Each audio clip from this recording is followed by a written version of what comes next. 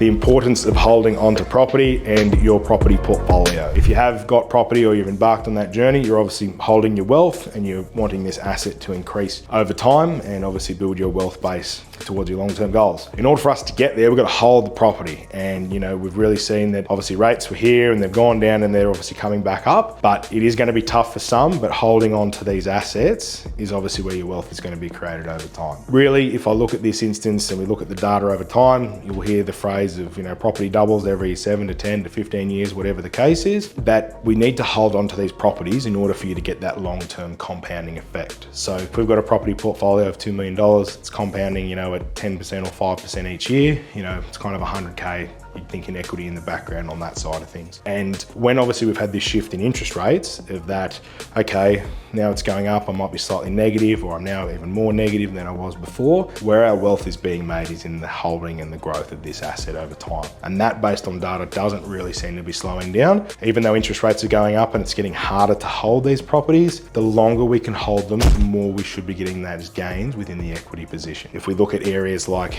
Queensland as an example, you've obviously got the Olympic Games coming. You've got areas in Adelaide that have certainly been increasing over the past couple of years and more people moving there because it's more desirable. And then also areas of Perth where there's a rental crisis.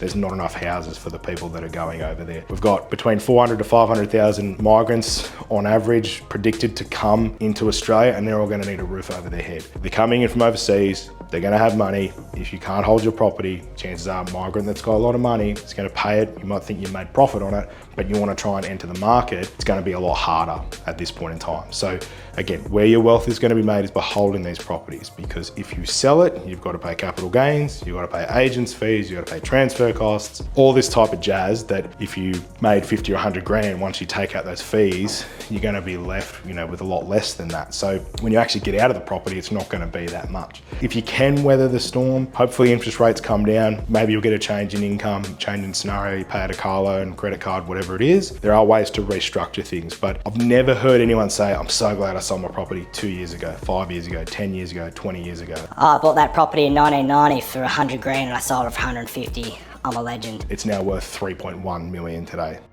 Imagine if they held it and the rent probably would have covered it. So have a chat to your parents, have a chat to your grandparents, have a chat to anyone who's sold a property in the last couple of years, and I nearly guarantee they'd say, imagine if I held it, done something like that. But selling, if you can avoid it, it's certainly going to make sure that you keep growing your wealth base. So if you can make it work, great. If you need to have a chat about trying to strategize on making it work so you can hold on to your wealth base and portfolio, feel free to reach out to us and we'll see what we can do. Cheers.